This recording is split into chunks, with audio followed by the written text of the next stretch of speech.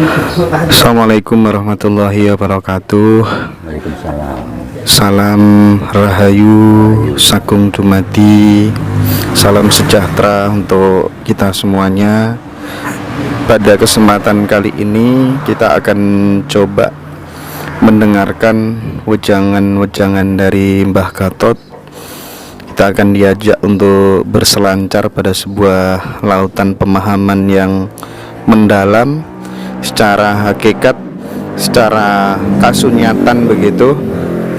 Poin pertama yang ingin coba saya minta tolong ke Mbah Gatot, mohon di breakdown terkait dengan kisah Syekh Siti Jenar dan ajaran manunggaling kawulolan Gusti yang sangat familiar di tengah-tengah masyarakat. Kira-kira secara substantif nilai-nilai kehidupan apa yang bisa kita ambil dari kisah itu? Matur suwun, monggo Mbah Gatot. Bicara tentang Syekh Siti Jenar ya, yang ditengarai oleh para pengamat atau peneliti itu hidup pada abad ke-15 akhir atau 16 awal ya. Pada saat peralihan antara Mojopahit, kerajaan Mojopahit ke Kesultanan Demak yang diteruskan oleh Pajang dan Mataram. Jadi kejadiannya itu pada menjelang runtuhnya Mojopahit atau pada saat runtuhnya Mojopahit. Ya, memang banyak ya versi tentang cerita tentang menyangkut Syekh Siti Jenar itu, yang disebutkan sebagai wali ke-10 dan kontroversi ya, jadi ya. Jadi bukan wali itu songo, tapi juga banyak diterangkan bahwa ke-9 wali itu ada tahapan-tahapannya. Tapi Syekh Siti Jenar ada yang mengatakan tidak masuk di situ, tapi juga disebut sebagai wali. Kontroversi tentang cerita Syekh Siti Jenar ini menarik memang.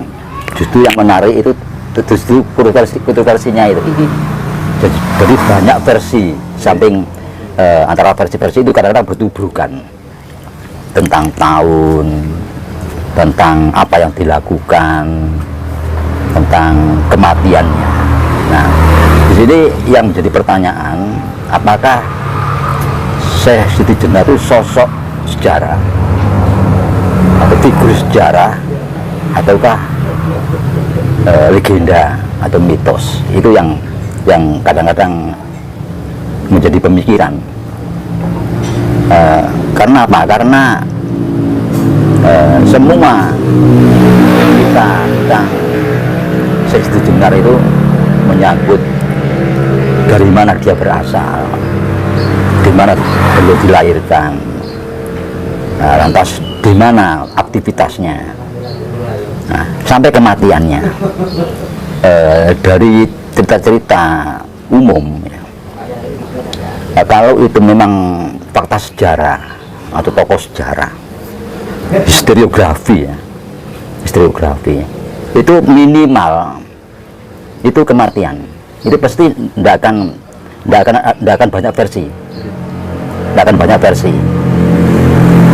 Nah, tentang ajaran itu memang bukan ranah sejarah ya, itu ranah spiritual.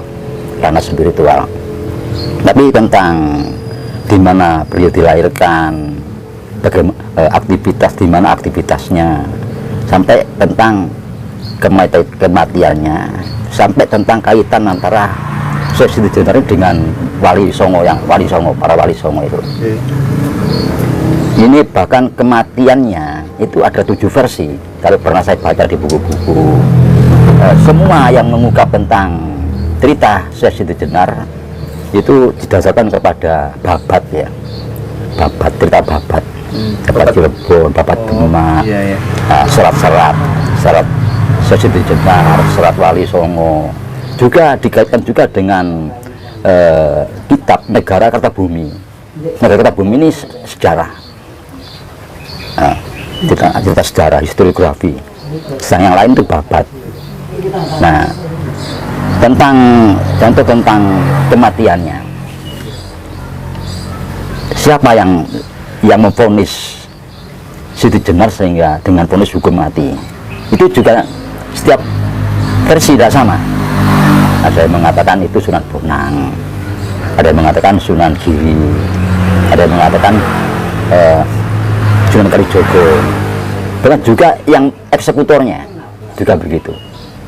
Ada yang mengatakan bahwa yang mengeksekusi Siti Jenar hukuman mati itu Sunan Kalijogo, ada yang mengatakan Sunan Gunung Jati, ada yang mengatakan Sunan Kudus. Nah, ini dengan beberapa versi ini kita menjadi tertarik. Contoh lagi ya, saya masih muda dulu, cerita tentang Siti Jenar ini tidak banyak versi, itu, dan tidak ada yang membukukan kecuali dari sela-sela tadi. Itu yang saya ketahui pada saat masih muda, bahwa Siti Jenar itu tadi ceritanya begini. Saat saya masih muda itu, pada saat Sunan Bonang akan mejang Sunan Kalijogo,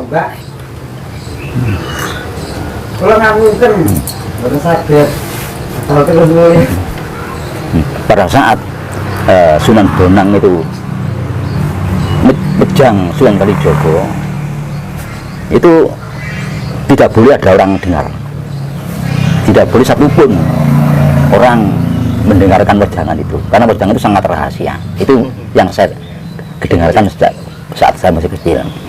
Jadi harus di tempat yang tidak mungkin ada orang, bahkan binatang pun tidak boleh. Maka Sunan Bonang dan Sunan Kalijogo memilih tempat di laut dengan kapal, perahu ya. Nah, ketepatan pada waktu itu ada seorang yang ingin mendengarkan wejangan itu. Orang ini di samping cerdas juga sakti. Akhirnya orang itu mencoba untuk melakukan trik. Diam-diam perahu yang akan dipakai oleh Sunan Bonang dan Sunan Kalijogo ini dibuat bocor, dan dia menjelma menjadi cacing. Itu kisahnya ya? Iya. Akhirnya lumpur yang dimana cacing itu berada dipakai untuk nempel. Nah, setelah Sunan Bonang dan Sunan Kalijogo ke tengah lautan dan Sunan Bonang mejang Sunan Kalijogo, cacing itu dengar. Nah, akibat wejangan itu cacing berubah menjadi manusia. Kembali. Ada juga yang mengatakan atas sabdo Sunan Bonang, cacing itu kembali jadi manusia. Ada juga yang mengatakan bahwa itu cacing beneran, tapi karena mendengarkan wejangan Sunan Bonang dan disabdo Sunan Bonang sehingga menjadi manusia. Nah, ada lagi versi yang mengatakan bahwa sebetulnya itu bukan cacing, itu manusia biasa. Siapa tukang perahu itu? Nah, tukang perahu dianggap orang yang bodoh, tidak mungkin dia paham. Tapi tidak tahunya tukang perahu ini orang cerdas, orang mempunyai daya lindungi, sehingga mendengar ajaran Sunan Bonang kepada Sunan Kalijogo ini. Maka setelah dipelajari jelas dia seorang wali. Itu waktu saya masih muda itu ceritanya. Iya, betul. Lantas difilmkan juga. Lantas muncul film. Nah, film itu, waktu itu rame. Itu masih ramai-ramainya biskop ya. Ada film Wali Songo, ada film Siti Jenar Sunan Kalijogo. Nah, di sini rupanya si penasehat bidang agama ini bukan orang sembarangan. Ini masih keluarganya Gus Dur. Jadi ini cukup hati-hati dari si membuat film ini. Nah, ini kalau saya sangat seneng melihat lebih dari satu kali film itu. Nah, di sini cerita itu satu yang mengesankan bahwa ajaran Siti Jenar itu benar. Tapi diterima oleh awam sangat berbahaya. Kenapa? Karena yang direkrut sebagai figur Seksi Jenar ini bukan orang sembarangan. Retno Timur, orang guaga, ganteng dan simpatik. Demikian juga Sunan Kalijogo itu Deddy Mizwar. Nah, kedua figur ini itu menarik memang dibandingkan dengan figur yang lain dari Sunan Bonang. Bahkan ada orang Nasrani yang masuk itu, yang menjadi salah satu wali di situ. Nah, salah Sunan Gunung Jati itu atau Sunan siapa itu ada dari tapi tidak ada masalah. Nah, dari cerita ini kalau kita amati tentang penampilannya ya, tentang pemikirannya, tentang cara merekrut murid, cara menjang murid, sampai tentang kematiannya. Dan saat Seksi Jenar mendengarkan putusan vonis mati dari para wali, apa tanggapan dan sikap Seksi Jenar sampai menghadapi hukuman mati. Nah, ini dalam film itu dibuat penonton ini tertarik, jadi mengundang simpatik dari para penonton sikap Seksi Jenar ini. Apalagi yang main Retno Timur, demikian juga dari Deddy Mizwar. Nah, penonton ini tanda tanya. Di satu sisi, di situ diterangkan bahwa Seksi Jenar ini mengajarkan ajaran sesat. Di sisi yang lain ditampilkan secara menarik, mengundang simpatik daripada kepada figur yang lain. Ini sudah tanda tanya. Nah, demikian juga di dalam dialognya, perdebatan Seksi Jenar dan Sunan Kalijogo, ya, perdebatan Seksi Jenar dengan para wali. Pada saat dia itu divonis hukuman mati, Seksi Jenar menjawab, bagi seorang wali mati dan hidup sama saja. Kata-kata ini menarik, sangat menarik. Nah, dari kontroversi ini, kalau dia mati betul, dirasakan betul, tidak ada sosok Seksi Jenar itu. Kenapa? Sosok Seksi Jenar tidak ada. Jadi ini ajaran para wali mengemas tentang hakikat dari agama itu. Demikian para wali itu sudah mengajarkan tuntas secara syariat. Beliau juga ingin terdorong untuk kepentingan para murid, mungkin para bangsa dan sebagainya ya, mengajar tentang hakikat. Tapi sangat hati-hati para wali ini. Ini kesepakatan dan kemungkinan karena sosok Seksi Jenar ini menjadi permasalahan setelah Sunan Ampel tidak ada. Dalam film itu dinyatakan Sunan Ampel sudah wafat dan perdebatan itu terjadi pada saat haulnya Sunan Ampel dipimpin oleh Sunan Bonang. Nah, ini. Jadi rupanya karena Sunan Ampel itu guru besar ya dari para wali, demikian beliau wafat, beliau mencoba untuk menggabung-gabungkan ajaran dari Sunan Ampel ini tentang hakikat, tentang tasawuf, tentang filsafatnya kepada para murid-muridnya ini. Mungkin berbeda, persepsinya berbeda. Nah, ini rupanya dikemas, didiskusikan bagaimana ajaran tentang hakikat, tentang tasawuf, tentang filsafat. Ini rupanya. Nah, akhirnya ini terbentuklah ajaran itu. Tapi di sini para wali juga khawatir ajaran ini benar, cuma sangat berbahaya bagi orang awam. Sangat berbahaya kalau tidak ada yang menuntun, mursyid yang mumpuni. Kalau salah langkah, ini jangan berbahaya. Sehingga ajaran menjadi kontroversi.